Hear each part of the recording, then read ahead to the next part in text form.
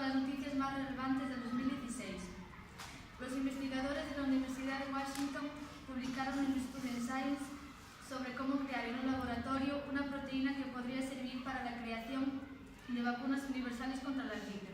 Las proteínas son fundamentales, aceleran reacciones químicas vitales, permiten a los músculos hacer su función, llevan a cabo la comunicación entre y dentro de las células y defienden contra los invasores. Son un invento magnífico, así que los investigadores han querido crear sus propias versiones. Ya habían modificado muchas proteínas existentes, haciendo pequeños ajustes en el código de ADN de un organismo, pero ahora lo han llevado a un nuevo nivel. Han creado un conjunto de proteínas de diseño que no se parece a nada encontrado en la naturaleza, lo que prepara el terreno para el desarrollo de nuevos medicamentos y materiales.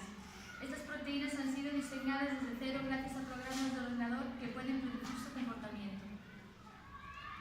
Unos investigadores del Consejo Superior de Investigaciones Científicas encuentran un pequeño planeta que está a la vuelta de la esquina, teniendo en cuenta las dimensiones del universo.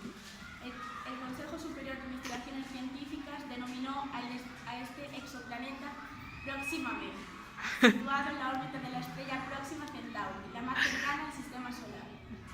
Este planeta contiene agua en su superficie y en consecuencia puede llegar a albergar vida. Ahora los científicos buscan tránsitos del planeta por delante de su estrella, de esos diversos observatorios de Chile y Sudamérica. El objetivo es comprobar si tienen atmósfera y buscar posibles moléculas indicativas de agua.